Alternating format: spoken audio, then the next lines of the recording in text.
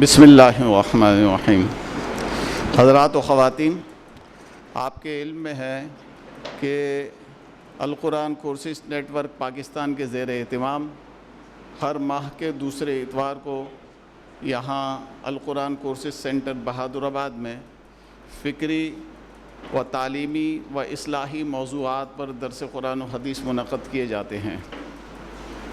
آج کا درس قرآن و حدیث بھی اسی موضوع کی کڑی ہے، اور آج کے ہمارے مدرس ڈاکٹر ذیشان احمد صاحب ہیں۔ ڈاکٹر ذیشان احمد صاحب کے متعلق آپ تمام حضرات جانتے ہیں کہ KSBL یونیورسٹی کے ڈین ہیں، اور بزنس میں انہوں نے PhD مسیسپی یونیورسٹی سے کیا ہے، اور دارالعلوم کراچی کے فارغ التحصیل بھی ہیں۔ ان کا موضوع آپ حضرات کے علم میں ہے کہ ہمارے بلدیاتی نظام کو مثالی بنانے کے لیے شرعی و تکنیکی رہنمائی ہے۔ یہ آج اس موضوع کی نشست نمبر 2 ہوگی۔ پوائنٹس میں نے پچھلے مرتبہ بیان کر دیے تھے، آج اس کی حاجت میں نہیں سمجھتا ہوں۔ ڈاکٹر صاحب کی گفتگو میں یہ سارے پوائنٹس انشاءاللہ تعالی آ جائیں گے۔ میں فوری طور پر ڈاکٹر صاحب سے درخواست کروں گا کہ درس قرآن و حدیث کا آغاز فرمائیں۔ الحمدللہ رب العالمین والصلاة والسلام علی رسولہ الکریم۔ ربنا ظلمنا انفسنا وإن لم تغفر لنا وترحمنا لنكونن من الخاسرین۔ رب اشرح لي صدری ويسر لي امری واحلل عقدۃ من لسانی یفقہوا قولی۔ یہ مجلس گزشتہ سے پیوستہ ہے، کچھ اہم باتیں ہم نے پچھلی دفعہ کی تھیں۔ مقصد ان سیشنز کا یہ ہے کہ عام طور پہ جو ایک دینداری کا ایک روایتی تصور ہے ہمارے یہاں، اور جو دینداری کا حقیقی تصور ہے جس کے ساتھ نبی کریم صلی اللہ علیہ وسلم کو چھوڑ کر گئے تھے، اس کے اندر بڑا تعارض ہے، اس کے اندر بڑا کلیش ہے۔ تو یہاں پہ ایک محنت یہ کی جا رہی ہے، یہ کوشش کی جا رہی ہے کہ کس طرح سے وہ دینداری کا جو حقیقی تصور جس پہ نبی کریم صلی اللہ علیہ وسلم ہمیں چھوڑ کر گئے تھے، وہ اپنے اندر اجاگر کیا جائے۔ کیونکہ ایک بات میں نے پچھلی دفعہ بھی آپ کے سامنے کہی تھی کہ جو ہمارے اعمال ہیں، جو ہمارے احوال ہیں، جو ہماری صورتحال ہے، اسی کو دیکھ کر غیر جو ہیں وہ تاثر قائم کریں گے اس دین کے بارے میں۔ وہ بہت کم لوگ ہیں جو خود سے قرآن پڑھیں گے، خود سے حدیث پڑھیں گے۔ بہت سارے لوگ ایسے ہیں جو کہ جب ہم جاتے ہیں باہر ممالک میں ان سے انٹریکٹ کرتے ہیں، یا وہ ہمارے ممالک میں آتے ہیں اور جو وہ تاثر یہاں سے لے کے جاتے ہیں، اس سے وہ یہ فیصلہ کریں گے یہ دین جو ہے یہ حقیقی ہے کہ نہیں، یہ مذہب جو ہے یہ حقیقی ہے کہ نہیں، یہ واقعی آسمانی ہے کہ نہیں، یہ واقعی ہدایت اور رہنمائی کا مرکز ہے یا نہیں۔ تو ایک چیز جو بنیادی بات ہے، وہ ایک جو غلطی ہم اکثر کرتے ہیں، جس سے میں پچھلی دفعہ بھی میں نے عرض کیا تھا اور اس دفعہ بھی میں اس سے اپنی بات شروع کر رہا ہوں، وہ یہ ہے کہ ہم تھوڑا سا اس بارے میں کنفیوزڈ ہیں۔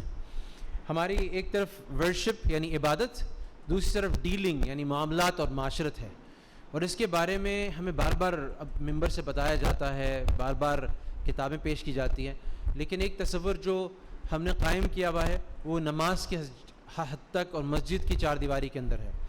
تو یہاں پہ دیکھنا ہے کہ ایک حدیث میں آپ کے سامنے پیش کر رہا ہوں، بہت ساری حدیثیں اس کے متعلق آپ کے سامنے پیش کی جا سکتی ہیں، لیکن ایک حدیث جو میں پیش کر رہا ہوں اس سے ایک پرنسپل ہم نکالیں گے جس پہ پھر ہم آگے چل کے بات کریں گے۔ اور وہ حدیث نبی کریم صلی اللہ علیہ وسلم فرماتے ہیں، قال رجل یا رسول اللہ صلی اللہ علیہ وسلم، نبی کریم صلی اللہ علیہ وسلم کے سامنے فرمایا گیا، کسی نے بتایا نبی کریم صلی اللہ علیہ وسلم، ان فلانۃ یذکر من کثرۃ صلاتها وصیامها وصدقتها غیر انها تؤذی جیرانها بلسانها۔ ایک خاتون کا ذکر کرتے ہیں کہ نماز کی اس کی لوگ باتیں کرتے ہیں کہ کتنی کثرت ہے، یہ اتنی کثرت سے نماز پڑھتی ہے، روزے رکھتی ہے، صدقات کرتی ہے، سوائے اس کے کہ وہ اپنے پڑوسیوں کو اپنی زبان سے نقصان پہنچاتی ہے، ان کو تکلیف دیتی ہے۔ نبی کریم صلی اللہ علیہ وسلم نے چھوٹتے ہی فرمایا، ہی فی النار، یہ دوزخ میں ہے، یہ جہنم میں ہے۔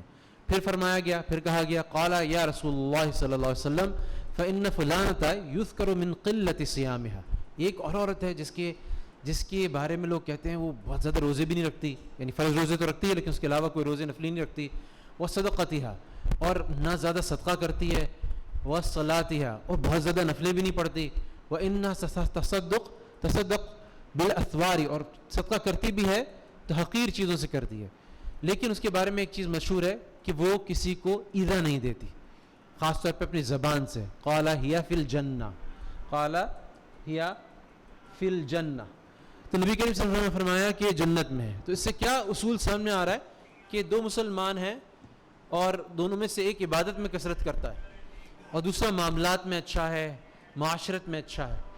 عبادت میں وہ بھی فرائض کو بجا لا رہا ہے، جو واجبات ہیں ان کو بجا لا رہا ہے، تو وہ مسلمان جس کی ایذا سے دوسرے مسلمان محفوظ ہیں وہ جنت میں ہے، اور جو دوسرا ہے جو ایذا دے رہا ہے اس کے بارے میں ڈر ہے. نبی کریم صلی اللہ علیہ وسلم کو فرمایا کہ وہ جہنم میں ہے. یہ بات ہمیں سوچنے کی ہے. اسی سے نبی کریم صلی اللہ علیہ وسلم کی ایک حدیث اور ایک فقہ کا کلیہ بھی نکلتا ہے جو اس صورت میں آتا ہے، حدیث کی صورت میں بھی ہے اور فقہ کا کلیہ بھی ہے. لا ضرر ولا ضرار، اس کے مختلف ترجمے کیے گئے. ایک ترجمہ اس کا یہ کیا گیا کہ نہ کسی سے ضرر، نہ کسی کو ضرر پہنچایا جائے ابتداءً، اور نہ کسی سے ضرر کسی نتیجے میں کسی بدلے میں پہنچایا جائے. ضرر و ضرار کا یہ ترجمہ بھی کیا گیا. ایک ترجمہ یہ بھی کیا گیا کہ ایسا نقصان جس میں قصد شامل ہو، جس میں ارادہ شامل ہو، جو ارادتاً انٹینشنلی پہنچایا جائے وہ بھی منع ہے، اور ایسا قصد جو کہ جس میں قصد یا ارادہ نہ شامل ہو اس کی ممانعت بھی اس میں داخل ہے.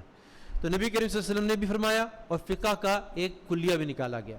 یاد رکھیے کہ اس تمام اصول سے جو ہم دین کے اس وقت یہ پہلے گزار کر رہا ہوں میں آپ کے سامنے، اس سے آگے چل کے پھر جب ہم کنیکٹ کرتے ہیں اپنے اعمال سے کہ کس طرح سے ہم اپنا گاربیج ڈسپوز کرتے ہیں، کس طرح سے ہم اپنی گٹر لائنز کی پرواہ نہیں کرتے، کس طرح سے سڑکوں پہ ہمارے گھر سے جو پانی نکلتا ہے اس سے گڑھے پڑ جاتے ہیں، یہ تمام چیزوں سے آگے چل کے ریلیٹ کریں گی. نبی کریم صلی اللہ علیہ وسلم نے پھر ایک آگے چل کے ایک جنت کا ایک آسان نسخہ بتایا. اگلی حدیث جو آ رہی ہے یہ میں نے آپ کے سامنے پیش کی تھی، لیکن اس کا اعادہ ضروری ہے. جو میں اگلی بات کرنے لگا ہوں اس کا اعادہ ضروری ہے. نبی کریم صلی اللہ علیہ وسلم نے فرمایا کہ ایک شخص تھا، اس کا انتقال ہوا، اس کے سامنے پیش کیا گیا. نبی کریم صلی اللہ علیہ وسلم نے فرمایا ایک شخص تھا جس نے کبھی کوئی لم یعمل خیرا قط، کوئی کام اس نے زندگی میں نیکی کا نہیں کیا تھا سوائے اس کے غصن شوک عن الطریق. اس نے کیا کیا کہ ایک جو خاردار جھاڑی تھی، اس کا درخت جو تھا، اس کی ٹہنی تھی، وہ رستے سے ہٹا دی کہ دوسروں کو تکلیف نہ ہو، جو لوگوں کے لیے تکلیف دہ بن رہی تھی. اللہ سبحانہ و تعالیٰ نے اس کا شکر، اللہ تعالیٰ کا شکر ادا کرنا کیا ہوتا ہے کہ اللہ تعالیٰ اس کی قدر کرے. تو اللہ تعالیٰ نے اس کی قدر کی اور اس کی مغفرت کی اور اس کو جنت میں داخل فرما دیا. تو یہ ابو داؤد کی حدیث ہے، یہ حدیث ہمارے سامنے آتی ہے. اسی طرح سے ایک اور حدیث ہمارے سامنے آتی ہے جس میں اس کی، تو یہ اللہ نبی کریم صلی اللہ علیہ وسلم ایک رستہ بتا رہے ہیں جنت کا آسان رستہ، کہ اگر ہم ایسے کام شروع، یہ شخص ایک ہی کام کیا تھا اور کوئی نیک آدمی بھی نہیں تھا، صرف ایک ٹہنی ہٹائی تھی. اگر میں اور آپ مل کے کوئی ایسا کام کر سکیں جس میں لوگوں کی ایذا دینے والی مختلف چیزیں رستے سے ہٹ سکیں، ایک گاربیج کا بڑا ایک لمپ ہٹ سکے، ایک گھڑا جو کہ بارش کی وجہ سے پڑ گیا وہ ہٹ سکے، تو یہ ہمارے حق میں بھی حدیث نبی کریم صلی اللہ علیہ وسلم کی ہمارے حق میں ثابت ہوگی. اسی طرح سے نبی کریم صلی اللہ علیہ وسلم نے وعید سنائی، ایک جنت کا رستہ ہے، ایک جہنم کا رستہ ہے. نبی کریم صلی اللہ علیہ وسلم نے فرمایا ایک حدیث میں، جس کا ترجمہ ہے ان النبی صلی اللہ علیہ وسلم قال اتقوا اللعینین، دو لعنت کرنے والوں سے بچو. وہ دو لعنت کرنے والے کون ہیں؟ نبی کریم صلی اللہ علیہ وسلم سے پوچھا گیا، فرمایا الذی یتخلی فی طریق الناس او فی ظلہم، جو فارغ ہوتا ہے، اپنا بیت الخلا بنا لیتا ہے لوگوں کے چلنے کے راستے میں یا ان کے سائے کی جگہ پہ. اب یہ دو چیزیں ایسی آ گئیں جہاں پہ لوگ فائدہ اٹھا رہے ہیں، اور ظاہر فقہا اس کی تطبیق اور چیزوں پہ کرتے ہیں کہ لوگوں کے عام نفع کی چیز ہے اس کو اس نے گندا کر دیا، خراب کر دیا، اور اس نے ایک آدمی کا یاد رکھیے گا بول و براز ہے جس کی وجہ سے نبی کریم صلی اللہ علیہ وسلم اس پہ لعنت کی اس کو خبر سنا رہے ہیں. اب اگر یہ چیز سامنے ہو اور اس کے مقابل میں جو آپ سوچیں کہ لعنت فرما رہے ہیں کہ اس کا شخص کا بول و براز کا والیوم کیا ہو سکتا ہے، اور آپ سوچیں کہ اگر ہمارا گھر کا گٹر ابل رہا ہے یا ہم اپنا گاربیج باہر پھینک دیتے ہیں یا ہمارے گھر کے ہمارے محلے میں گاربیج ایکومولیٹ ہو رہا ہے، کچھ اس طرح کی صورت نظر آ رہی ہے، تو اس پر نبی کریم صلی اللہ علیہ وسلم کیا حکم لگائیں گے؟ نبی کریم صلی اللہ علیہ وسلم اس پہ کیا حکم لگائیں گے؟ اور دیکھیں ہماری تو ہر چیز، ہماری تو دنیا اور آخرت کی فلاح ہر چیز جو ہے اس کی ضامن، اس کی ضمانت جو ہے نبی کریم صلی اللہ علیہ وسلم کی دین کی، قرآن کی، اسلام کی تعلیمات میں آ گئی ہیں۔ تو اب یہ نئی تحقیقات سے ثابت کیا ہو رہا ہے؟ نئی تحقیقات سے کیا ثابت ہو رہا ہے کہ اگر آپ کے محلے کے اندر قریبی، آپ کے گھر کے قریب اگر اس طرح کی صورتحال موجود ہے، یہ دیکھ رہے ہیں آپ کو، یہ میں آپ کو کوئی لینڈ فلز جو کراچی سے باہر ہے ان کی صورت نہیں دکھا رہا، آپ دیکھ رہے ہیں لوگ آ جا رہے ہیں اور گاڑیاں چل رہی ہیں، یہ کراچی کے اندر کی صورتحال ہے، کراچی کے اندر کی صورتحال ہے، اور یہ بہت ساری جگہوں پہ آپ کو کراچی میں نظر آئے گی۔ تو اس سے جو سائنسدان چیزیں نکال رہے ہیں کہ جو سالڈ ویسٹ اور لینڈ فلز اگر آپ کے گھر کے قریب ہیں تو اس کی جو بدبو ہے اس میں سے ہر شخص محسوس کر سکتا ہے، لیکن جو چیزیں محسوس نہیں کر سکتا کہ اس میں سے جو سلفر ڈائی آکسائڈ نکل رہی ہے، اس میں سے جو نائٹروجن ڈائی آکسائڈ نکل رہی ہے، اس میں سے جو میتھین نکل رہی ہے، اس کے اندر سے اور دوسری جو ہیزرڈس گیسز نکل رہی ہیں، اس کے اندر جو کیڑے مکوڑے، مچھر اور دوسرے چوہے اور دوسری چیزیں جو بیکٹیریا اس کے اندر جنم لے رہے ہیں، جو ہارمفل ورمنز جو آ رہے ہیں، اس کے اندر ٹاکسک مٹیریل ہے، مرکری ہے، بیٹریز ہیں ان کا کیمیکل ہے، دوسری چیزیں ہیں جو اس کی جب وہ بایو ڈیگریڈ ہو رہا ہے اس کے اندر سے جو چیزیں گیسز اور جو ہارمفل بیکٹیریا نکل رہے ہیں، وہ تمام چیزیں جو ہیں وہ بڑے درجے میں ہیزرڈس ہیں، بڑے درجے میں نقصان پہنچا رہی ہیں، یہاں تک کہ اس کے ذریعے سے جو ڈیزیزز ہیں، اس کو کارسینوجینک ہونا اس کا بتایا گیا، کینسر کازنگ بتایا گیا، اس کے اندر یہ بتایا گیا، اس کو لیٹ کیا گیا کنجینٹل ڈیزیز سے، یعنی حاملہ عورت کے پیٹ میں جو بچہ ہے اس پہ کیا اثرات پڑ رہے ہیں اس سے لیٹ کیا گیا، اس کو ریسپریٹری ڈیزیز سے ریلیٹ کیا گیا، یعنی جو دمے کے امراض ہیں، جو سانس کے امراض ہیں اس سے ریلیٹ کیا گیا، گیسٹرو انٹسٹینل جو پیٹ کے امراض ہیں ان سے ریلیٹ کیا گیا۔ اگر آپ کسی ایسی جگہ پہ رہتے ہیں جہاں قریبی ایسا ڈمپ ہے تو یہ تمام نقصانات آپ اور آپ کی فیملی اٹھا رہی ہے سیریس ہیلتھ ایفیکٹس کے ساتھ۔ پھر اگر آپ نے کہا کہ جی یہ کراچی سے ہم باہر چلے گئے، اگلی سلائیڈ میں کراچی سے باہر چلے گئے، یہ مشہور کراچی کا ڈمپ ہے جام چک روڈ، اس کے اندر آپ دیکھ رہے ہیں کہ یہ ٹرک کا کیا سائز ہے اور ٹرک کے مقابلے میں جو یہ ڈمپ ہے اس کا کیا سائز ہے۔ یہ تقریباً کئی سٹوریز بن جاتی ہیں، 4-5 سٹوریز بن جاتی ہیں، کچرے کی ڈمپ کیا گیا ہے، اور اس میں آپ دیکھ رہے ہوں گے کچھ کچرا جلایا بھی گیا ہے۔ تو ہم یہ سوچ سکتے ہیں کہ اگر کچرے کو جلا دیا جائے اور کچرے کے ڈمپ سے اس طرح سے نجات تلاش کی جائے تو اس کا کیا رزلٹ ہوگا۔ تو اس پہ بار بار سائنسی تحقیق ہوئی کہ اگر ہم یہ بات کرتے ہیں ایسے کچرے کی جو کہ انکنٹرولبل انسنریشن ہے، یعنی ایسی جلانا ہے کچرے کا جس کو باقاعدہ ٹریٹ نہیں کیا گیا، سنگاپور میں بھی کچرا جلایا جاتا ہے لیکن کچرا جو ہے باقاعدہ کلوز کمپارٹمنٹس میں جلایا جاتا ہے، اور اس سے جو گیسز اور دھواں نکلا جاتا ہے اس کو باقاعدہ ٹریٹ کیا جاتا ہے اور پھر اس کو ہوا میں ریلیز کیا جاتا ہے، تو اس کے جتنے ہارمفل افیکٹس ہیں اس کو ختم کر کے اس کو ڈسپوز آف کیا جاتا ہے۔ لیکن ظاہر ہے ہمارے یہاں کسی ڈبے میں یا کسی کیمیکل ٹریٹمنٹ سے اس تمام جتنا گیسز نکل رہی ہیں ان کو نہیں گزارا جاتا، تو اس سے ایک تو میتھین نکلتی ہے، اس سے بہت ساری چیزیں ہیں جو نقصان ہیں، اس سے چند مٹیریلز نکلتے ہیں، ٹاکسک میٹلز نکلتے ہیں، ڈائی آکسنز نکلتے ہیں، ایسیڈک گیسز نکلتی ہیں، سلفیورک گیسز نکلتی ہیں جس کی وجہ سے سلفرک آکسائڈ نکلتی ہے جس کی وجہ سے یہ اور بھی زیادہ نقصان دہ ہو جاتا ہے۔ یعنی آپ کسی حد تک لینڈ فل کے جو براہ راست جو اس کے نقصانات ہیں اس کو کسی طرح سے روک بھی سکتے ہیں، لیکن اس کے اندر منتشر ہونے کی صلاحیت زیادہ ہے کیونکہ ہوا کے ساتھ یہ پھیل جاتا ہے، تو اس کے ساتھ ٹاکسک ریلیز ہوں گے۔ کینسر بڑھ گیا ایسے ایریاز میں جہاں پر کارسینوجنز اس طرح سے زیادہ اسپریڈ ہوئے جب آپ نے کچرے کو جلایا اور اس کی ایک معتد بہی تعداد جو تھی ان پارٹیکلز کی جو تھی وہ ہوا میں موجود تھی۔ ریسپریٹری سمٹمز یعنی سانس کے امراض، کانجینٹل ایبنارملٹیز یعنی کہ جو بچے پیدا ہو رہے ہیں اس کے لینڈ فلز کے آس پاس ان کے اندر ڈیفارمیشنز اور ان کے ایبنارملٹیز کی میں تعداد میں اضافہ ہوا، ہارمونل ڈیفیکٹس پیدا ہوئے، یہ ساری تمام چیزیں جو ہیں وہ اس کے ہیلتھ کے نقصانات میں سے ہیں اگر آپ لینڈ فلز کے پاس رہ رہے ہیں، اور لینڈ فلز کی ہوا جو ہے وہ چل کے جو آپ کے آس پاس آپ کے علاقوں میں آ رہی ہے جہاں پہ آپ ریزیڈینشیل ایریا جس کے اندر رہ رہے ہیں آپ۔ پھر اس سے مزید نقصان کیا ہو رہا ہے، گلوبل وارمنگ کے اندر یہ بہت زیادہ مؤثر ہے، ایسیڈیفیکیشن آف انوائرمنٹ ہو رہی ہے، پیٹرو کیمیکل اوزون لیئر کو افیکٹ کر رہے ہیں۔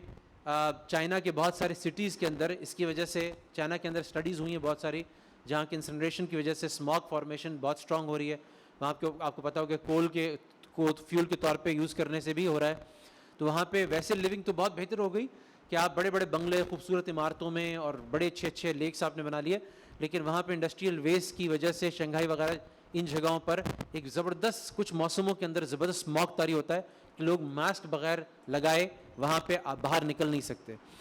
یوٹروفیکیشن کا مطلب ہے کہ آپ کے پانی کے جو آپ خلیاری ندی کا اور کورنگی اس کا کریک کا سارا آپ حال دیکھ رہے ہیں. تو یوٹروفیکیشن کا مطلب ہے کہ اس کے ساتھ بھی بہت ساری لیکس کے اندر بھی بہت سارا پالوشن شامل ہو گیا. انرچ نیوٹریشن کی وجہ سے بھی اس میں جو ہم دیکھتے ہیں کہ بہت ساری جو انڈیزائرڈ ویجیٹیشن ہے وہ اس کی آ رہی ہے. اور پھر ایونچولی یہ رزلٹ کرتا ہے ہیومن اور اینیمل ٹاکسیسٹی میں. جو پاکستان میں جو کراچی میں خاص طور پہ جو واٹر ٹیبلز ہیں اس کے ساتھ یہ ٹاکسیسٹی, یہ زہر آلود مادہ مکس اپ ہو رہا ہے, اور اس کی وجہ سے آپ دیکھ رہے ہیں ڈیزیزز جو گیسٹرو انٹسٹینل ڈیزیز ہیں اس کا زیادہ وقوع ہو رہا ہے, اور یہ بارش کے پانی کے ساتھ ان چیزوں کے ساتھ اور مکس ہوتا چلا جا رہا ہے. تو یہ امپیکٹ ہے اگر آپ انسنریٹ کرتے ہیں. جب آپ یہ کرتے ہیں, جب یہ پروڈیوس ہوتے ہیں یہ چیزیں, اور اس کے ساتھ ساتھ کیمیکلی جو انڈسٹریل جو پولیوٹنٹس ہیں جو انڈسٹریل ایریاز میں ڈفرینٹ نکل رہے ہیں اس کو انڈسٹریز فیکٹریز ٹریٹ نہیں کر رہی, اس کی وجہ سے کیا ہو رہا ہے کہ پاکستان کا ایئر کوالٹی انڈیکس, پوری دنیا کی اسٹڈیز ہوتی ہیں, اس میں مختلف میگا سٹیز کی اسٹڈیز ہیں, تو اس کے اندر ایئر کوالٹی انڈیکس میں ایک پارٹیکولیٹ میٹر ہوتا ہے 2.5. 2.5 کا مطلب یہ ہے, PM 2.5 کا مطلب یہ ہے کہ اس کا سائز جو ہے وہ 2.5 مائکرو میٹر ہوتا ہے. دو قسم کے ہوتے ہیں, دو قسم کے زیادہ کہے جاتے ہیں, PM 2.5 اور PM 10. PM 2.5 پارٹیکولیٹ میٹر 2.5 جس کا سائز 2.5 مائکرو میٹر ہوتا ہے, اور PM 10 جس کا سائز 10 مائکرو میٹر ہوتا ہے. تو جو PM 10 ہے وہ کم ہیزرڈس ہوتا ہے ہمارے لیے, کیونکہ وہ عموماً ہمارے جو میوکس ہے اس کے اندر جو ہماری تھوک ہے اور ہماری جو ناک کے اندر اللہ سبحانہ تعالیٰ نے جو رطوبت رکھی ہے اس کے اندر وہ پھنس جاتا ہے, ہم وضو کرتے ہیں وہ صاف ہو جاتا ہے. لیکن جو PM 2.5 ہے وہ ان چیزوں میں نہیں پھنستا, وہ ہم انہیل کر لیتے ہیں. جب وہ ہم انہیل کر لیتے ہیں تو وہ ہمارے لنگز میں جاتا ہے اور ہمارے سارے سسٹم کو متاثر کرتا ہے, تو یہ زیادہ خطرناک ہوتا ہے.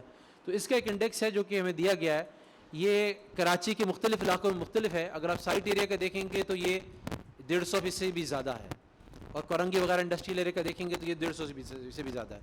گلشن اقبال وغیرہ کا دیکھیں گے جہاں قریبی وہ نہیں ہے اور ہوا اچھی چل رہی ہے تو وہ 50 کے قریب آ جاتا ہے. کچھ اور اچھے علاقوں میں دراصل جو دور ہے, ایسے جہاں کچرا نہیں جلایا جا رہا, جہاں پہ کیمیکل یہ پولیوٹنٹس ڈسچارج نہیں ہو رہے ہوا میں, وہاں پہ بہتر ہو جاتا ہے. لیکن یاد رکھیے گا کہ سردیوں کا الگ ہے, گرمیوں کا الگ ہے.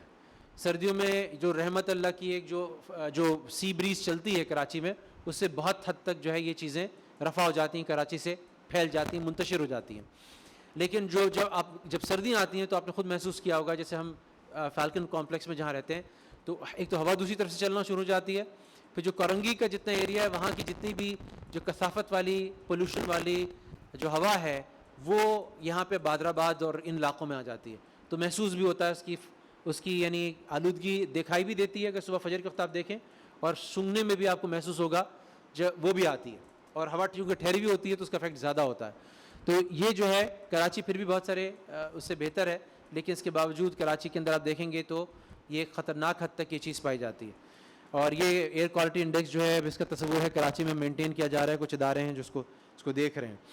تو یہ ایک بہت بڑا وہ ہے کہ کس طرح سے اس کو ٹریٹ کیا جائے. اب یہ تمام چیزیں اگر وہ حدیث کو دیکھیں نبی کریم صلی اللہ علیہ وسلم کی, اور اس میں پھر آپ نے دیکھا یہ حال ہی میں جو بارشیں ہوئیں ان کی وجہ سے آپ میں سے کون ایسا شخص ہے جو کہ اپنے دفتر کے راستے میں یا اپنے کہیں ملنے جلنے والوں کے راستے میں جب جاتا ہو, اور گڑھے ایسے نہ ہوتے ہیں جن کو پریڈکٹ کرنا بھی مشکل ہے اور گاڑی کو بچانا بھی مشکل ہے, اور ٹریفک وہاں پہ سلو ہوئی ہوئی ہے, اور ٹریفک سلو ہوئی ہوئی ہے, گاڑیوں کی بھی تباہی آ رہی ہے, جو لوگ اندر بیٹھے ہوئے ہیں اگر کوئی ان میں سے بیمار ہے, ایمبولینس جا رہی ہے, وہ بھی تکلیف میں مبتلا ہے, اور ساتھ ساتھ گاڑیوں کے اندر جو خرچہ بڑھ رہا ہے وہ اپنی طرف ہے, وہ اپنی جگہ ہے, اور اسی طرح سے جو ٹریفک میں جو ٹریفک سلو ڈاؤن ہو گئی ہے اور ٹریفک جیمز ہو رہے ہیں وہ اس میں شامل ہے. تو یہ ساری چیزیں جو حدیث جو ہم نے پہلے پڑھی کہ راستے سے نبی کریم صلی اللہ علیہ وسلم نے فرمایا کہ جو ایمان ہیں اس کے شعبے ہیں, ایک حدیث میں آیا 70 ہیں, ایک میں آیا 60 ہیں, ان میں سے افضل جو ہے افضلھا کلمہ لا الہ الا اللہ, لا الہ الا اللہ کہنا, اور اس کے اندر سے جو ایک ادنا چیز 60 جو کی چیزیں ہیں ان میں سے اس کا شمار ہو رہا ہے اماطۃ الاذی عن الطریق, رستے سے تکلیف دہ چیز کا ہٹا دینا. یہ تکلیف دہ چیز ہے کہ نہیں ہے؟ وہ ساری چیزیں ہم نے پیچھے دیکھیں وہ تکلیف دہ تھیں کہ نہیں تھیں؟ وہ ساری تکلیف دہ چیزیں ہم انفرادی طور پہ شاید یہ کام نہ کر سکیں, لیکن ابھی بات ہو رہی تھی مختلف حضرات سے, صدیق شیخ صاحب وغیرہ سے, اور ہم کرنا چاہتے ہیں کہ صرف یہ جو ہے نا لیکچر برائے لیکچر نہ ہو. میں یہ دیکھوں کہ میں اس میں کیسے پارٹیسپیٹ کر سکتا ہوں. میں یہ دیکھوں کہ ہم کیا اس کے ذریعے سے ان 2 جو سیشنز ہوئے ان کی وجہ سے، ان کی برکت سے، کیا ہم کوئی اجتماعی ایک لائحہ عمل تیار کر سکتے ہیں جن سے ان چیزوں سے ہمیں نجات مل جائے اور ہم ان مشکلوں سے نکل سکیں. کیونکہ سندھ گورنمنٹ نے جو کرنا ہے انہوں نے کرنا ہے، جو فیڈرل گورنمنٹ نے کرنا ہے انہوں نے کرنا ہے، جو میئر کراچی نے کرنا ہے انہوں نے کرنا ہے. ہم نے کیا کرنا ہے ہمیں یہ دیکھنا ہے. پھر اگلی حدیث کا کچھ سیٹ ہے جو اور ایک چیز کے بارے میں آ رہی ہے جو اس چیز کو ایڈریس کرتی ہیں کہ جب ہم کوئی بھی تجاوزات کرتے ہیں، کسی قسم کی تجاوزات کرتے ہیں، ان کے بارے میں نبی کریم صلی اللہ علیہ وسلم، نبی کریم علیہ السلام کیا فرما رہے ہیں. تو ایک حدیث ہے مسند احمد کی، من اخذ شبرا من الارض بغیر حقہ طوقہ من 7 اراضین، جو شخص ایک بالش زمین بغیر حق کے لے گا اس سے 7 زمینوں کا طوق پہنایا جائے گا. اس میں ظاہر ہے وہ زمین بھی شامل ہے جو ورثہ جو ہیں وہ اپنے بھائی بہن کی ضبط کر لیتے ہیں، دوسرے ورثہ کی ضبط کر لیتے ہیں، مگر اس میں اعلان اطلاق اس زمین پر بھی ہے جو ہم اپنے دکان کے ذریعے سے، اپنے گھروں کے ذریعے سے کچھ ایکسٹینشنز یا انکروچمنٹس کرتے ہیں. ایک اور حدیث میں اسی طرح سے آتا ہے کہ ایک حدیث ہے جس میں نبی کریم صلی اللہ علیہ وسلم کے، میں نے پچھلی دفعہ بھی عرض کی تھی، اس میں کیا ہوا کہ نبی کریم صلی اللہ علیہ وسلم یہ فرمایا کہ ایک جہاد پہ جماعت گئی، نبی کریم صلی اللہ علیہ وسلم کے ساتھ غزوہ تھا، نبی کریم صلی اللہ علیہ وسلم کے ساتھ تھا. فضيق الناس المنازل، تو بہت سارے لوگوں نے کیا کیا کہ جو اپنے خیمے اس طرح سے لگائے کہ جو راستے تھی اس کی جگہ تنگ ہو گئی.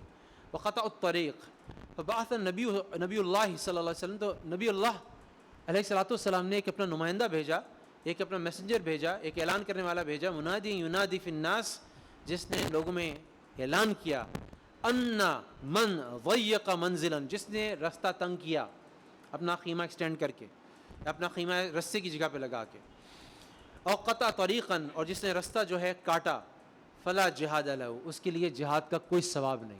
نبی کریم صلی اللہ علیہ وسلم کے ساتھ نکلے ہیں، اس قربانی سے نکلیں، گھر والوں کو چھوڑ کے نکلیں، اللہ کے راستے میں نکلیں، لیکن صرف راستہ تنگ کرنے کے لیے کی وجہ سے نبی کریم صلی اللہ علیہ وسلم نے فرمایا کہ آپ کا جہاد ہے ہی نہیں، آپ کا کوئی ثواب ہے ہی نہیں، آپ کا ہر چیز جو ہے وہ باطل ہے.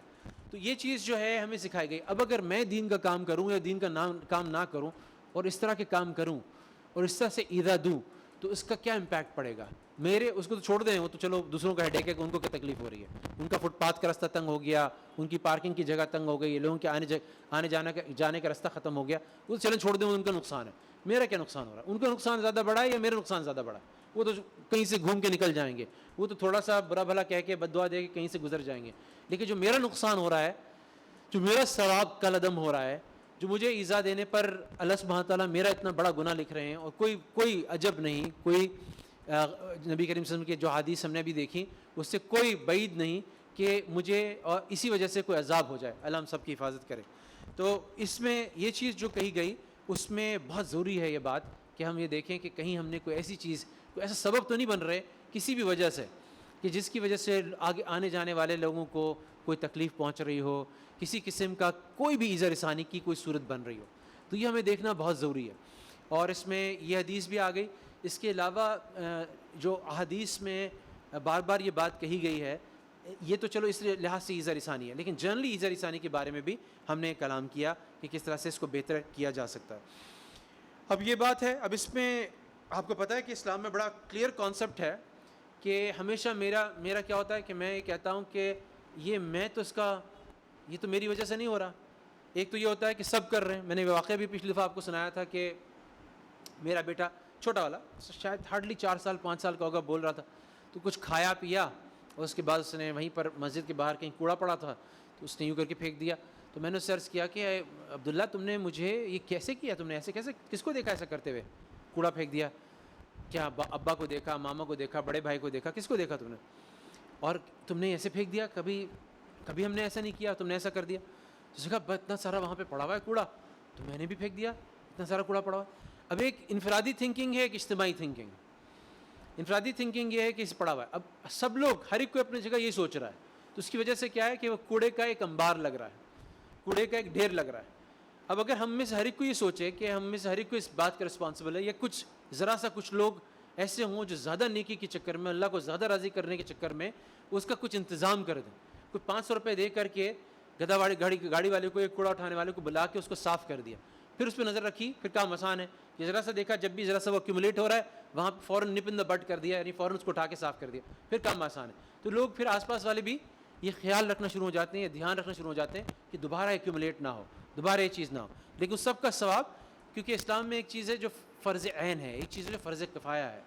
اگر وہ ہمارے محلے کے اندر کچھ ایسی چیزیں ہو رہی ہیں تو کم سے کم اس کو فرض کفایہ کے درجے میں ہم سمجھیں کہ اس کو محلے کو جس خرابی پیدا ہو رہی ہے، جس سے نقصان ہو رہا ہے، اس کو کس طرح سے اہل محلہ کو بچایا جائے. اس کے لیے اگر ہم سٹیپ لے لیں گے تو اس میں ہمارا ثواب زیادہ ہو جائے گا. اب اسی طرح سے بہت زیادہ ایک تو تھی کہ ایذا کو ختم کرنے کی، یعنی نبی کریم فرماتے ہیں کہ ایک جلب منفعت، ایک دفع ضرر ہوتا ہے. ابھی تک ہم نے بات کی دفع ضرر کی، ایک ہوتا ہے جلب منفعت، کہ اب ہم وہ باتیں کر رہے ہیں کہ جن سے آس پاس والوں کو بلدیاتی نظام کے تحت جو ہے بڑا فائدہ ہو سکتا ہے. تو اس میں کچھ نبی کریم صلی اللہ علیہ وسلم کے احادیث جو ہیں وہ اس کی طرف پوائنٹ آؤٹ کرتی ہیں، جو میں نے پہلے بھی بتایا آپ کو کہ دفع ضرر ہو گئی، لیکن اب جلب منفعت کی ہم بات کرتے ہیں. تو اگلی جو آ رہی ہے بات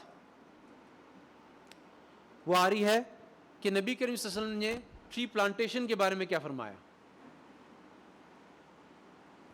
تو نبی کریم صلی اللہ علیہ وسلم کی ایک مشہور حدیث ہے، بخاری کی حدیث ہے. نبی کریم صلی اللہ علیہ وسلم فرمایا ان انس ابن مالک ان النبی صلی اللہ علیہ وسلم قال ما من مسلم غرس غرسا، مسلمانوں میں سے کوئی بھی کوئی درخت لگاتا ہے، فاکل منہ انسان او دابۃ، اس میں سے انسان یا کوئی جانور کھاتے ہیں، الا کان لہ بہ صدقہ، یہ نہیں ہوتا سوائے اس کے کہ اس کے حق میں صدقہ.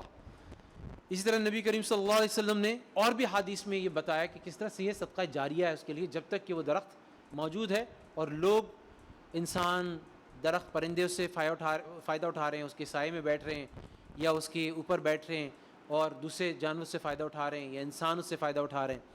تو فائدے کی صورتیں اب صرف یہ نہیں رہیں کہ میں اس کے سائے میں آرام کروں یا اس کا درخت کا جو اس کا پھل ہے وہ کھاؤں، بلکہ فائدے کی اور بہت سی صورتیں ہو گئیں. اب سائنٹیفک اسٹڈیز کلیئرلی بتا رہی ہیں کہ جو درخت ہیں وہ بہت سارے طریقوں سے انسان کو فائدہ پہنچا سکتے ہیں. اب یہ شہروں کے اندر، یہ مجھے بڑی خوشی ہوئی تھی، ہمارے پرائم منسٹر جب ان کی پہلی اسپیچ تھی انہوں نے کراچی کا خاص طور پہ ذکر کرتے ہوئے کہا تھا کہ کراچی میں کس طرح سے کانکریٹ پیومنٹ جو ہے اور کانکریٹ کی جو چھتیں ہیں اور کانکریٹ کی جو روڈز ہیں اور کانکریٹ کی جو فٹ پاتھس ہیں، یہ ساری چیزیں ملا کر بہت گرمی پیدا کر رہی ہیں. اور 2-3 سال بعد ہم نے دیکھا کہ گرمی جون میں خاص طور پہ رمضان سے کچھ پہلے اور پھر رمضان میں بھی کہ بہت ساری اموات صرف اس وجہ سے ہوئیں جب ٹیمپریچرز ہائی ہو گئے. اور یہ کلائمیٹ چینج جو آ رہا ہے اس میں کراچی کی وہاں پہ تو امیڈیٹلی ایک چیز نظر آ رہی ہے کہ کانکریٹ کی وجہ سے، جیسے کہ اس ڈائیگرام میں آپ کو نظر آ رہا ہے کہ جہاں پر جو بلڈنگ کی چھتیں ہیں، جو مکانات کی چھتیں ہیں اور جو پیومنٹس ہیں، جو روڈیں ہیں، وہاں سے کس طرح سے گرمی پروڈیوس ہو رہی ہے اور کس طرح سے جہاں درخت لگے ہوئے ہیں اور درخت کا جہاں سایہ ہے اور جہاں درخت کی چھاؤں ہے اور جو دھوپ جو ہے وہ پتوں پہ پڑ رہی ہے یا گھاس پہ پڑ رہی ہے، وہاں پر جو ہے وہاں سے ٹھنڈک کا افیکٹ آ رہا ہے، وہاں سے وہ گرمی کا افیکٹ نہیں آ رہا. تو یہ ریسرچ اسٹڈیز شو کرتی ہیں کہ اگر ایک جگہ پر کراچی جیسے شہر کے اندر اگر بڑے پیمانے پر شجر کاری کی جائے تو کراچی کا اوسط ٹیمپریچر جو ہے 3 سے 4 ڈگری نیچے جا سکتا ہے، 3 سے 4 ڈگری اوسطاً نیچے جا سکتا ہے. اور اس میں اگر اس میں بڑا آسان حل ہے کہ میں دیکھتا ہوں کہ میں ایک محدود ایریا جس کے اندر میں شجر کاری کر سکتا ہوں، میرا باغ ہو گیا، گارڈن ہو گیا، باہر کو کچھ ایریا ہو گیا فٹ پاتھ کے اندر ہے، وہاں پہ میں شجر کاری کر لی. لیکن اب نیا جو ٹرینڈ آ رہا ہے میگا سٹیز میں، سنگاپور وغیرہ میں، ہانگ کانگ وغیرہ میں اور دوسری جگہوں پہ، وہ یہ آ رہا ہے کہ آپ اپنی چھتوں کو بھی فل فلیجڈ، آپ جو بلڈنگز ہیں، جو اسکائی اسکریپرز ہیں، اس کے علاوہ جو آپ کی چھتیں ہیں، ان کو فل فلیجڈ جو ہے نا آپ گرین کریں. کیا مطلب؟ آپ وہاں پر بڑے پیمانے پہ شجر کاری کریں، وہاں پہ درخت لگائیں، چاہے وہ گملوں میں ہوں، چاہے کھاد رکھ کے ان کا کوئی سسٹم ہو، آپ اس کا سسٹم بنائیں. تو اگر آپ سوچیں کہ کتنا بڑا ایریا کراچی میں جو ہے وہ ایکچولی صرف چھتیں ہیں، بہت بڑا ایریا جو چھتیں ہیں، گھر کا جتنا کورڈ ایریا ہے وہ ساری چھت ہے، بلکہ کورڈ ایریا سے بعض اوقات جو کہ چھجا وغیرہ نکلا ہوتا ہے اس سے بھی زیادہ ہوتا ہے کورڈ ایریا سے، یعنی نیچے کا جو کورڈ ایریا زمین سے ہے اس سے زیادہ. تو ان چھتوں پہ اگر ہم اپنے طور پر اگر ہر ایک کوئی دیکھیں، ایک چیز ہوتی ہے نا کہ ایک یہ کہ ابھی ہم کچرے کے لیے سڑک پہ گڑھوں کی واسطے اور اسی طرح سے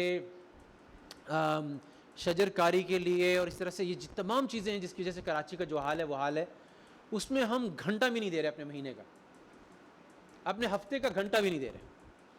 میں کیا دے رہا ہوں؟ میں کچھ بھی نہیں، میں اپنے بس دیکھتا ہوں باغ اچھی طرح ہے. ہاں، میں نے ایک کام یہ کیا کہ جتنے اے سی ہمارے گھر میں تھے اس کے پیچھے جو ہے انہوں نے بالٹی رکھ دی، تو 2 دن میں وہ اچھی بڑی بڑی بالٹیاں جو ہے نا یہیں عالمگیر اسٹور سے خرید کے میں نے بڑی بڑی رکھ لی, اور پلمبر سے ایسا سسٹم بنا دیا کہ پانی سارا اس میں گرتا ہے.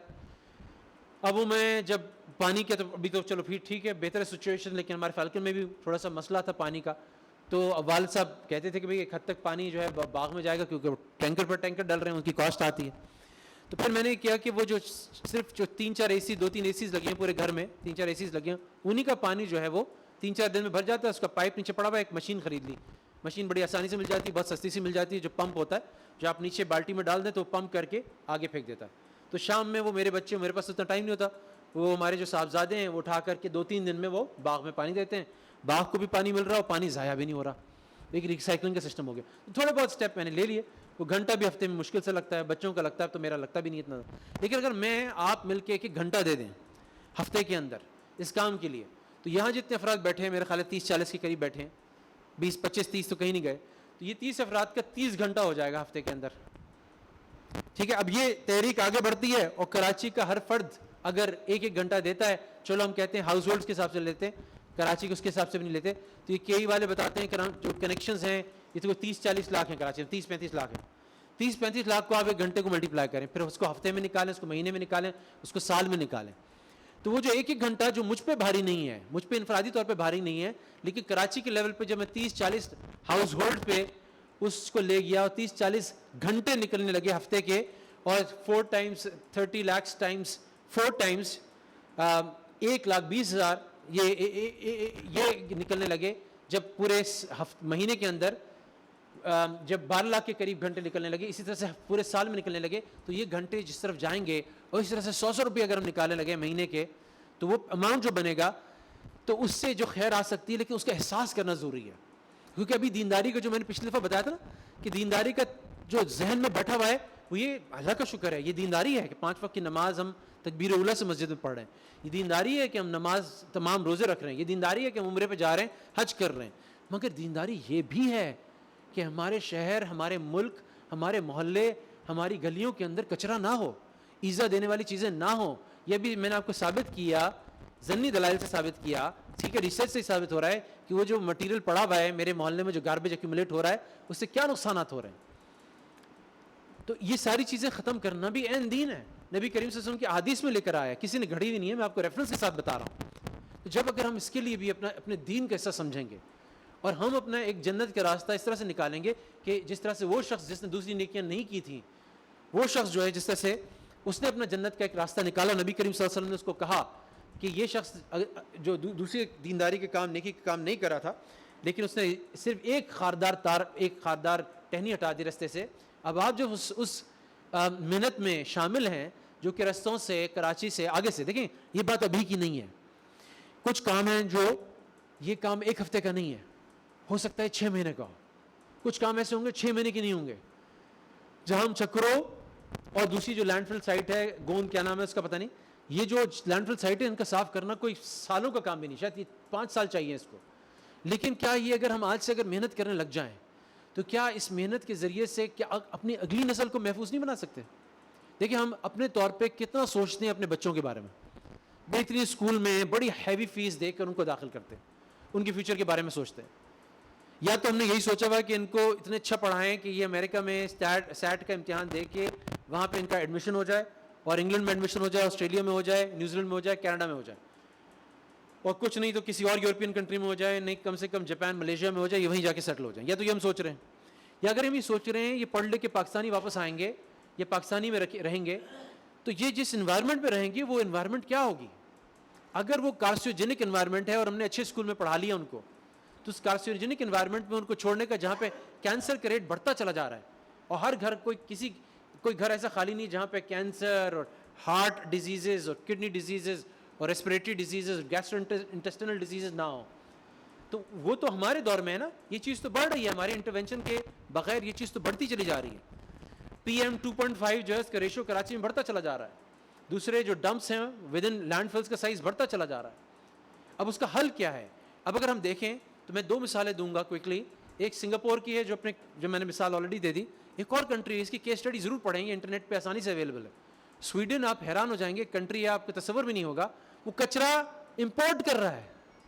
سویڈن کچرا امپورٹ کر رہا ہے, اس کا اپنا کچرا ناکافی ہو رہا ہے, اس نے ایک طریقہ نکالا ہے جس سے وہ اپنے کچرے, اور یہ طریقہ جو ہے سائنٹیفک جرنل میں پبلش ہوا ہے کہ کس طرح یہ پولی ایتھلین جو پلاسٹک 2 اور پلاسٹک 6 ہے, جو سب سے زیادہ یہ پلاسٹک باٹلز میں اور یہ جو ہمارے شاپنگ بیگز کی صورت میں پایا جاتا ہے, اس کے ذریعے سے انہوں نے ایک طریقہ ایسا نکالا ہے جس کے ذریعے سے وہ اپنی آرگینک کیمسٹری کے کیمیکل فارمولا سے اس کو تبدیل کر سکتے ہیں, جہاں پہ تقریباً 56% اس کو ڈیزل میں کنورٹ کر سکتے ہیں, اور باقی جس میں سے ایک ویکس نکلتی ہے وہ بھی مختلف انڈسٹریل یوزیج میں آتی ہے.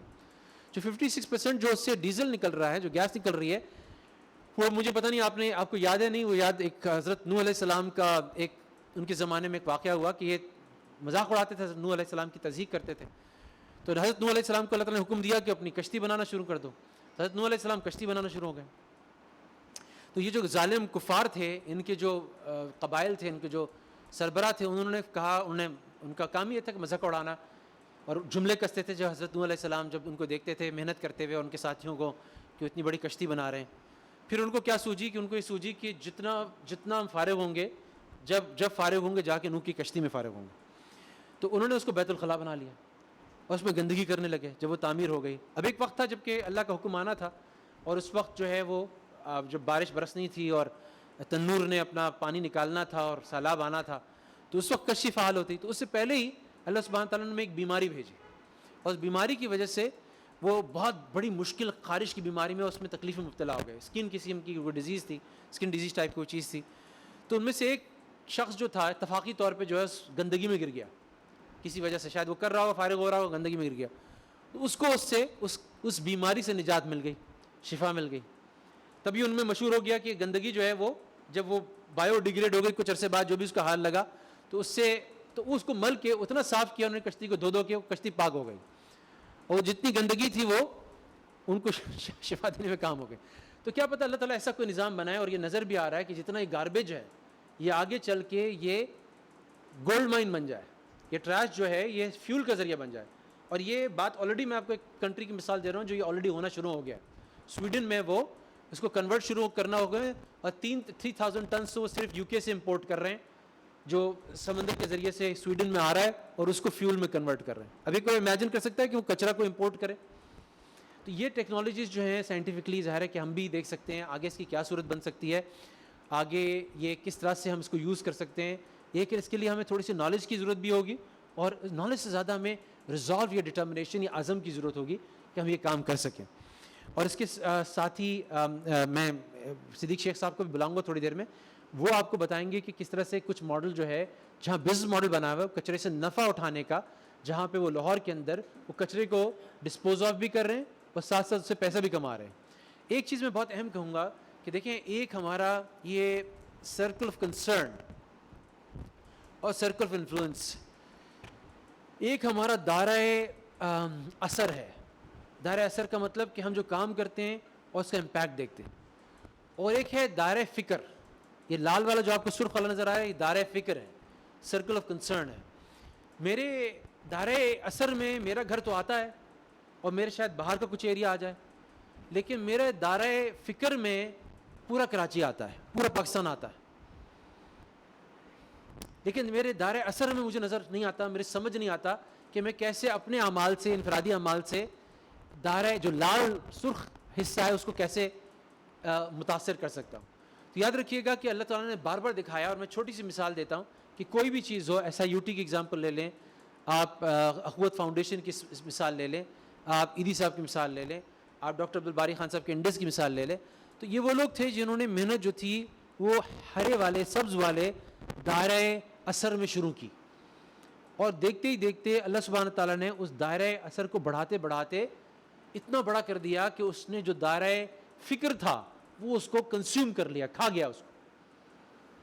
اب ایک شخص ہے جو بلینز آف روپیز کا پورٹ فولیو جو ہے پتہ نہیں 35-40 لاکھ فیملیز کو وہ قرض حسنہ دے رہا ہے. ایک شخص ہے جو انڈس یعنی صرف وہ ایک تھوڑا سا دائرۂ اثر سے, چھوٹے سے اپنے دائرۂ اثر سے پیشنٹ ویلفیئر ایسوسیشن بناتا ہے, اور وہ اس کے بعد وہ انڈس ہاسپٹل کراچی, لاہور, شہباز شریف نے پتہ نہیں کتنے اسپتال دے دیے, کتنے مریض اس سے نکل رہے ہیں. تو یہ چیز ہم دیکھتے ہیں. صدیق صاحب کی اپنی مثالیں, یہاں پتہ نہیں کتنے حضرات ایسے بیٹھے ہوئے جنہوں نے یہ اپنی زندگی میں ہوتے ہوئے دیکھا. ایک محنت شروع کی, اور اس محنت کے نتیجے میں جو تھوڑے دن میں, لیکن اس کا اجر جو ہے وہ جو ہے اللہ کے سوا کوئی نہیں دے سکتا. اس کی جتنی بھی واہ ہو جائے اس کا اجر جو ہے وہ اللہ ہی دے سکتا ہے. اور یہ میں نے ثابت کیا کہ صرف نماز پڑھنا, اعتکاف بیٹھنا, عمرے پہ عمرے کرنا, تبلیغ, یہ بہت بڑی نیکیاں ہیں, بہت بڑی نیکیاں ہیں, مگر اس کو بھی تو نیکی سمجھے نا. نتیجہ کیا ہو رہا ہے کہ ہم کلیتاً چونکہ اس کو نیکی سمجھ ہی نہیں رہے ہیں ان چیزوں کو, تو اس کی وجہ سے کیا ہو رہا ہے کہ وہ ہم دیکھ رہے ہیں جو کہ آس پاس دیکھ رہے ہیں. کراچی, میں اسی بات پہ ختم کروں گا جس بات پہ میں نے پچھلی دفعہ اپنی بات شروع کی تھی, کہ کراچی ابھی سب سے لیسٹ لیویبل سٹیز میں, سب سے وہ شہر جن کے اندر رہنا سب سے مشکل ہے, ان کے اندر ایک رینکنگ آتی ہے, 140 سٹیز کو رینک کیا جاتا ہے. کراچی کا لیسٹ لیول سٹی 137 رینک, یعنی اگر لیسٹ لیول سائٹ سے دیکھیں تو چوتھے 5ویں نمبر پہ کراچی آتا ہے 140 سٹیز کے سروے کے اندر. دوسری طرف کراچی سب سے زیادہ مساجد, سب سے بڑے اور سب سے بڑے زبردست قسم کے مدارس, تبلیغ کا کام نمبر 1 پوری دنیا میں, مشائخ, علماء, اولیاء, ساری ہماری یہ جتنی مشائخ ہیں ان کی خانقاہیں, اس میں کراچی نمبر ٹاپ 3 میں آئے گا. مگر ساتھ ساتھ کچرے میں, پالوشن میں, لیویبلٹی میں کراچی نمبر. یہ کیا تضاد ہے, یہ کیسا تضاد ہے؟ آپ کسی سے مناظرہ کرا دیں میرا اور یہ حدیث جو میں نے آپ کے سامنے پیش کی ہیں, وہ کہے کہ نہیں جی کچرا تو مسلمان کا نہیں, ہم سب جانتے ہیں صفائی نصف ایمان ہے. یہ حدیث آپ کے سامنے آئے, ایذا رسانی کرنے والے تمام عنصر سامنے آئے جو فضا میں بھی موجود ہیں, سالڈ ویسٹ کی شکل میں موجود ہیں. آخر یہ کیوں نہیں ہمارے دین کا حصہ بنتا, کیوں نہیں ہمارے دین کا حصہ بنتا؟ تو اس میں کچھ ایسی چیزیں ہیں جو کہ ہمارے لیے سکسیس سٹوریز بھی ہیں, جو تھوڑا سا ایک کسی نے انیشیٹو لیا اور اس علاقے کے اندر وہ تجویز کیا اور وہ تبدیلی آئی. یہ ایک بہت اچھی مثال ہمارے القرآن کورسز کے حلقے میں آپ حضرات نے جو کام کیا ہے, کہ یہ جو شام میں یہ پارک جو ہے, آپ نے بجائے اس کے گورنمنٹ پہ ریلائی کرتے, سی ڈی جی کے پہ ریلائی کرتے, لوکل گورنمنٹ پہ ریلائی کرتے, آپ نے اس کو اپنے ہاتھ میں لیا اور اس پارک کو کہاں سے کہاں پہنچا دیا. کھنڈر تھا اور اس کو سبزہ زار بنا دیا, اور اس وقت جو ہے اس میں ہر قسم کی گرینری جو شجرکاری کی گئی, وہ اب یہ ایک اہل محلہ کے لیے ایک بہت بڑا ایسٹ ہے, بہت بڑا ایک زبردست ایک چیز ہے. یہاں پہ مٹی بچھائی گئی, اعلیٰ کوالٹی کی گھاس لگائی گئی, پانی کی موٹر کو ٹھیک کیا گیا. یہ سارا کچھ آپ نے اپنی مدد آپ کے تحت کیا, اس میں کسی گورنمنٹ کا انٹرونشن نہیں تھا, سارا کچھ کیا گیا. موسمی پھل لگائے گئے, موسمی پھول لگائے گئے, ابھی یہ ڈفرینٹ قسم کے پھول آ رہے ہیں, گیندا آ رہا ہے, ڈفرینٹ چیزیں آ رہی ہیں. اس طرح سے مختلف طرح سے اس کو خوبصورتی کا ایک نمونہ بنایا گیا. اب آگے چل کے ایک ماڈل پارک بنے اور لوگوں کو بھی اس چیز سے مزید تحریض ہو, موٹیویشن ہو, کہ وہ لوگ بھی اسی قسم کا اپنی مدد آپ کے تحت اس طرح سے اپنے علاقوں میں انٹرونشنز کریں, اور اسی طرح کسی اپنے پارکس کو خوبصورت بنائیں. اور کراچی جو ہے نا ایسا شہر بن جائے کہ جہاں کی جو لیویبلٹی ہے وہ ایک بہت اچھی بن جائے, بہت خوبصورت ہو جائے. تو اللہ سبحانہ تعالیٰ ہم سب کو اس کی توفیق عطا فرمائے, اور ویژن جو ہمارے فیوچر سٹیز کا ہو وہ بہترین ہو, وہ ایک ایسا آئیڈیل سٹی ہو جس کے اندر اپنی فیملی کو رکھ سکیں, اپنی فیملیز کو چھوڑ سکیں, ہمارے بچے کھیل سکیں, اور ہمیں کسی قسم کا اس میں تعرض ہو, نہ تکلف ہو, نہ کچھ ہو. اس کے لیے جو اقدامات کرنے ہوں گے وہ ہمیں آج سے شروع کرنے ہوں گے. تو سب اس کا انشاءاللہ اللہ سے مانگیں بھی, اس کا ارادہ بھی کریں, اور جیسے میں نے کہا یہ ایک نیکی کا ذریعہ ہے. اس میں یہ مت سمجھیں کہ یہ صرف دکھاوے کا کام ہوگا, بلکہ اللہ تعالیٰ سے راضی ہوں گے, اللہ سبحانہ تعالیٰ اس سے خوش ہوں گے. اللہ سبحانہ تعالیٰ سب کو جزائے خیر دے. میں دعوت دوں گا صدیق صاحب کو مختصراً اگر وہ بتا سکیں کہ انہوں نے بھی کچھ تحقیق کی اس نتیجے میں, اور ہم نے طے کیا انشاءاللہ کہ مل کے اس کام کو آگے بڑھائیں گے, مل کے اس کام کو آگے کر کے چلیں گے انشاءاللہ. صدیق صاحب اوپر ہی تشریف لے آئیے.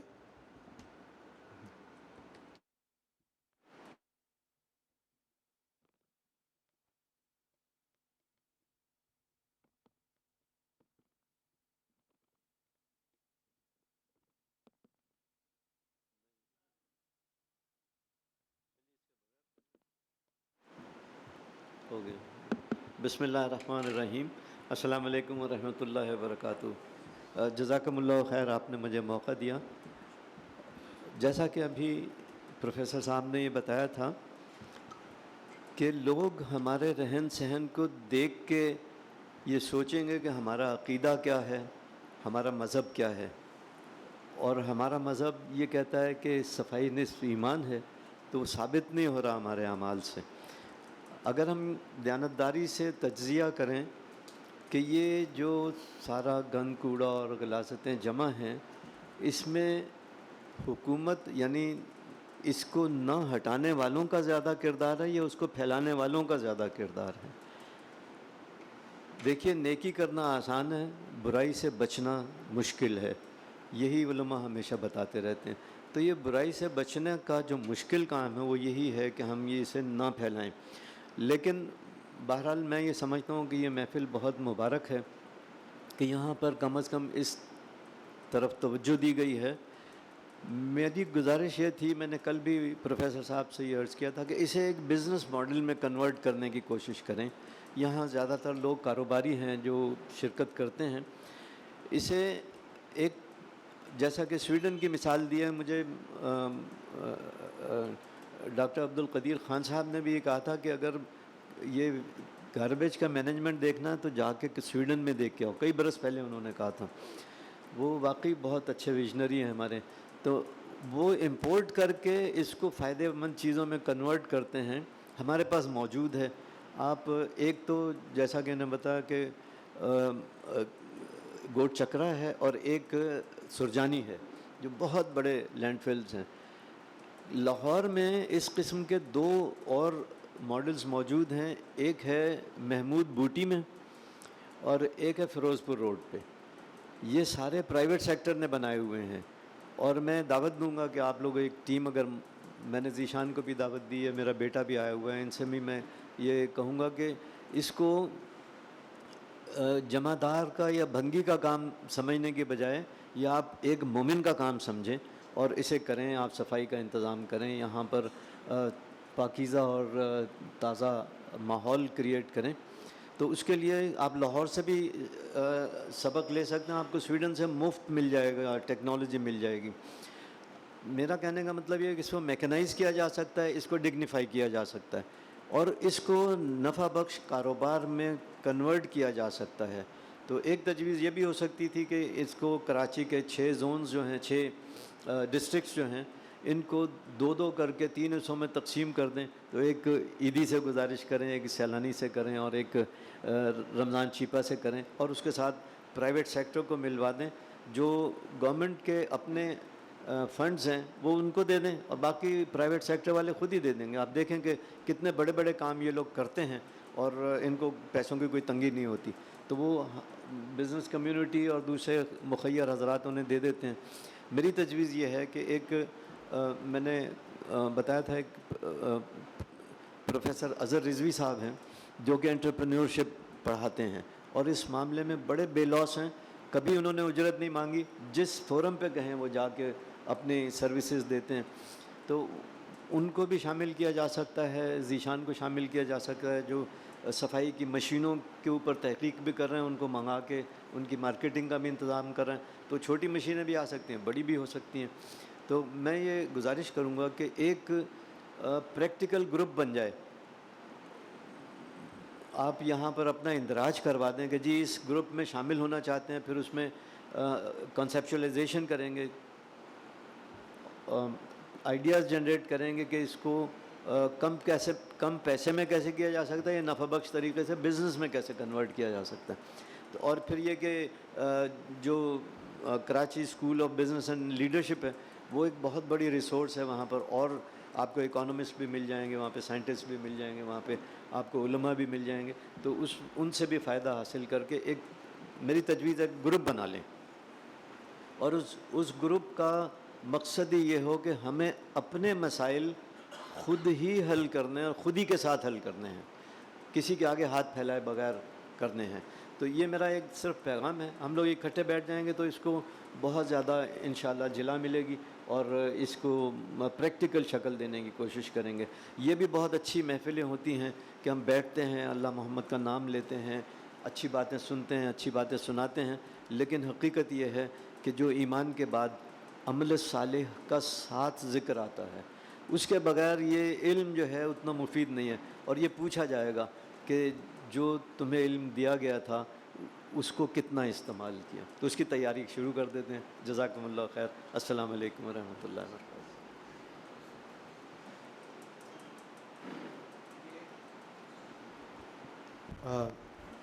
جو بات صدیق صاحب نے کی، اس میں کے ایس بی ایل میں ہم اتنا والنٹیئر کر سکتے ہیں کہ ریسرچ وغیرہ کے لیے ہمارے پاس ریسرچ اسسٹنٹس ہوتے ہیں، تو ایسا گروپ بنے تو اس کی ایک فیزیبلٹی بنانا، وہ ظاہر ہے کہ وہ جانتے ہیں کس طرح سے کہ اس کی ریونیوز کیا جنریٹ ہو سکتے ہیں، ایکسپینسز کیا آ رہے ہیں، کاسٹ کیا آ رہی ہے، اس کی فیزیبلٹی وغیرہ بن سکتی ہے.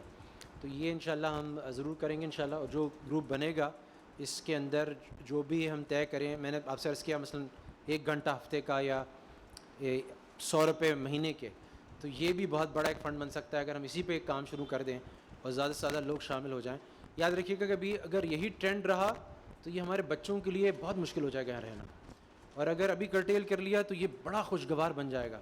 پھر وہی ہمارے بچے ہوں گے، وہ ہم کوشش کریں گے یہی ملک کو بسانے میں، یہاں آباد کرنے میں، اس کو بلڈ کرنے میں وہ یہیں رہیں، بجائے اس کے کہ وہ ہم دوسرے ملکوں میں ان کو بھیجیں، اور دوسرے ملک والے یہاں پہ آتے ہیں تو یہ چیزیں دیکھتے ہیں تو وہ اور بدزن ہوتے ہیں، جو میں نے بات آپ کو پچھلی بار بتائی تھی. تو اللہ سبحانہ تعالیٰ ہم سب کو توفیق دے. عملی طور پہ عملی اقدامات اٹھانے کی ضرورت ہے. اللہ ہم سب کو اس چیز کے لیے قبول فرمائے. ڈاکٹر صاحب، یہ آج اس موضوع پر جو ہماری گفتگو ختم ہوئی یا جی میری گزارش یہ ہے، صدیق شیخ صاحب، محترم صدیق شیخ صاحب نے جو باتیں عرض کی، صدیق شیخ صاحب بہت بڑی شخصیت ہے ہمارے شہر کی، اور انڈس ہاسپٹل کے سرپرستوں میں سے ان کا شمار ہوتا ہے، اور FPCC ہے، federation of chamber of Pakistan کے جتنے بھی چیمبرس ہیں ان کا جو فیڈریشن ہے اس میں بھی صدیق صاحب کا بہت اہم کردار ہے.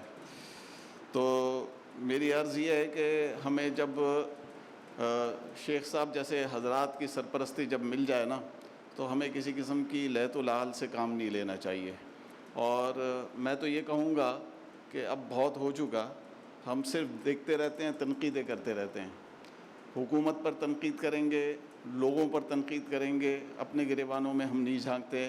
ایک ہماری یہ جو ہے نا عادت ثانیہ سی ایک بن گئی ہے، اور ایک عادت یہ بھی ہماری بن گئی ہے کہ جو کچھ بھی ہمارے جو کچرے وغیرہ کا سلسلہ جو ہے اس کو ہم جس انداز میں اپنے یہاں گلیوں میں، روڈوں میں ڈمپ کرتے ہیں، اپنی ماسیوں کو دے دیتے ہیں کہ بھئی نیچے جا کر پھینک دینا، یا شاپنگ بیگ میں ڈال کر اپنے برآمدوں سے پھینکتے ہیں. تو یہ ایک ہمارے کلچر کا گویا کہ حصہ بن گیا ہے، اور اس سے ہم کسی بھی صورت میں جو ہے اس اپنی عادت سے جو ہے یو ٹرن لینے کے لیے تیار کسی صورت میں بھی نہیں ہے. بہت چھوٹی چھوٹی باتیں کر رہا ہوں میں جو کہ ہمیں درپیش ہیں اس وقت، لیکن اب ہمیں کوئی اس حوالے سے کردار بھی تو ادا کرنا ہوگا. جیسے کہ ڈاکٹر صاحب نے مثال دی، شاہین پارک کو اون کیا ہم نے. شاہین پارک کی میں آپ کو کیفیت بتاؤں کہ یہاں شاہین پارک پر قبضہ کرنے کے لیے کیا کچھ نہیں ہوا. اس کو شادی ہال بنانے کی کوشش کی گئی، اور جناب جو ہے اس میں جو ہے پوری جو پٹی کو جو ہے دکانیں بنانے کی کوشش کی گئی. ایک زمانہ تھا کہ یہاں صرف کچرا جلا کرتا تھا، پورے محلے کا، پورے جو ہے آس پاس کے علاقوں کا یہاں کچرا ڈمپ کیا جاتا تھا، پھر اس کو جلایا جاتا تھا. لیکن یہاں اہل محلہ کی کوششوں سے ہی یہ آج یہ انتہائی خوبصورت باغ ہے. ایسا باغ ہے یہ کہ میں آپ کو بتاؤں کہ انگلش گلاب اور ریڈ گلاب جتنا یہاں لگا ہوا ہے نا تو کراچی کے ڈیفنس کے کسی پارک میں بھی نہیں لگا ہوا ہوگا. اور رات کی رانی کے جو پودے جتنی فراوانی سے اس پارک میں لگائے گئے ہیں وہ آپ کو شہر کے کسی پارک میں نہیں ملیں گے. آپ کو موسمی پھول تو جگہ جگہ مل جائیں گے. اور آپ کو یہ بھی بتاتا چلوں میں کہ سامنے ہی KN اکیڈمی پارک ہے، اس میں ہماری بلدیہ فراوانی کے ساتھ جو پیسے خرچ کرتی ہے، اس لیے کہ وہاں ایک سیاسی جماعت کا دفتر واقع ہے. یہاں جناب جو ہے اس حوالے سے گزشتہ 3 سال سے ایک پائی کا بھی فنڈ نہیں دیا گیا. سارا کا سارا اپنی جیبوں سے ہم خرچ کر کے الحمدللہ یہاں جو ہے اس کی نشو و نما کی کوشش کرتے ہیں. تو یہ بھی تو کوشش کی نا. اب نیکسٹ منتھ جو ہے انشاءاللہ تعالیٰ یہ گیندا جعفری کا جو سیزن آ رہا ہے نا، یعنی کہ جتنے بھی موسمی پھول ہوتے ہیں وہ سردی کی آمد پر آتے ہیں، تو انشاءاللہ تعالیٰ پورا پارک ہم جو ہے نا بالکل یلو کر دیں گے گیندا لگا کر. تو ظاہر سی بات ہے ایک عزم کیا ہم نے، ایک ہمت کی، اور اس کو ہم جو ہے خوبصورت بنا رہے ہیں. پورا کا پورا گرین ہو گیا ہے، یعنی کہ یہاں بالکل بنجر آباد تھا یہ، اور یہ اتنی گرینری ہو گئی ہے. یہاں عصر کے بعد سے لے کر عشاء تک اتنی خواتین اور اتنے بچے ہوتے ہیں میں آپ کو بیان نہیں کر سکتا. اور ایک زمانہ تھا کہ یہاں جو الو بولتے تھے. تو یہ ہم اپنی ایفرٹ کے ساتھ جو ہے اپنے جو ہے علاقوں کو، اپنے محلوں کو خوبصورت بنا سکتے ہیں. یہ نہیں کہ بھائی کچرا پھینک دیا اور پھر اس کے بعد جو ہے ہم اٹھانے کے لیے ان کی گاڑیاں بلا رہے ہیں. بھائی کم سے کم ہم خود بھی تو یہ ایفرٹ کر سکتے ہیں نا, کسی طریقے سے ہم نے خود نے اٹھوا لیا. جس طریقے سے ابھی صدیق شیخ اس قسم کے کانسیپٹ پیش کر رہے تھے, اور مزید جو ہے اگر ہم ان کی خدمت میں بیٹھیں گے تو یہ بہت سارے آئیڈیاز ہمارے سامنے رکھیں گے. تو میری گزارش یہ ہے کہ ہم اس حوالے سے اب عملی پیش رفت کی طرف آئیں. یہاں سے جو انشاءاللہ تعالی گروپ بنے تو وہ ایسا گروپ ہو کہ پورے شہر میں اور پھر پورے پاکستان کے اندر پھیلے, اور نئے نئے آئیڈیاز. ابھی تک ہم جو باتیں تو کرتے ہیں کہ سویڈن میں یہ ہوا, سنگاپور میں یہ ہو رہا ہے, فلانی جگہ پر یہ ہو رہا ہے, لیکن عملی پیش رفت ہم میں سے کوئی کرنے کے لیے تیار نہیں ہے. اس کے لیے شیخ صاحب ہمیں راستہ دکھا رہے ہیں کہ بھائی ہمارے شہر میں یہ ممکن ہے, اور اس قسم کے کام کرنے والے لوگ موجود ہیں. میرا خیال ہے ایک آدھ کو انہوں نے بلایا ہوا بھی ہے یہاں, شاید ہوں گے ہمارے درمیان, ان سے ہماری ممکن ہے ملاقاتیں بھی ہو جائیں. تو اس حوالے سے اب ہمیں عملی پیش رفت کر لینی چاہیے, اور یہ کوئی مشکل کام نہیں ہے, یہ ہماری زندگی کا ایک حصہ سمجھ کر اس میں ہمیں اپنا کردار ادا کرنا چاہیے. کچھ اعلانات ہیں وہ سن لیں اور پھر دعا کر لیتے ہیں. انشاءاللہ تعالی نیکسٹ ہمارا درس قرآن و حدیث جو ہے وہ 10 نومبر کو یہیں القرآن کورسز سینٹر میں ہی منعقد ہوگا 11:30 بجے دن. اور ہر ماہ کی تیسری جمعرات کو یہاں القرآن کورسز سینٹر میں خواتین کے لیے 3:30 تا 4:30 بجے درس قرآن و حدیث کا سلسلہ منعقد ہوتا ہے. اس ماہ کا یہ پروگرام انشاءاللہ تعالی 17 اکتوبر کو جمعرات کے دن 3:30 تا 4:30 منعقد ہوگا. اور میری گزارش ہے تمام خواتین سے, اور جو مرد حضرات بیٹھے ہوئے ہیں ان سے گزارش ہے کہ اپنی خواتین سے اس حوالے سے ان کے درمیان بات چلائیں اور ان کو بھیجنے کی کوشش کریں. اس کے علاوہ جو حضرات اور خواتین آج پہلی مرتبہ آئیں وہ یہاں کاؤنٹر پر اپنے فون نمبر اور نام رجسٹر کروا دیں, تاکہ یہاں جتنی بھی سرگرمیاں ہوتی ہیں, کورسز ہوتے ہیں, پروگرامز ہوتے ہیں, ان کے پیغامات ان کو ملتے رہیں. اور ہمارے ایک دوست ہیں اور وہ عالم دین بھی ہیں, ان کے والد صاحب کا مکے میں انتقال ہوا ہے, اسامہ سبحان نام ہے, تو ان کے لیے دعا کرنی ہے. محمود بھائی یہاں ہمارے یہاں ہوا کرتے تھے, ڈرائیور کی جاب کرتے تھے, ان کو کینسر ہو گیا تھا, پچھلے ماہ تک بقید حیات تھے, ان کا انتقال ہوا ہے. اور ہماری ایک معلمہ ہیں ان کا انتقال ہو گیا ہے, تو ان کی مغفرت کے لیے دعا کرنی ہے. اور اس کے علاوہ حضرت شیخ الاسلام مفتی محمد تقی عثمانی دامت برکاتہم کا آسان ترجمہ قرآن باہر اسٹال پر انگلش اور اردو دونوں موجود ہیں, آپ لے سکتے ہیں. میں ڈاکٹر صاحب سے گزارش کروں گا کہ دعا فرمائیں.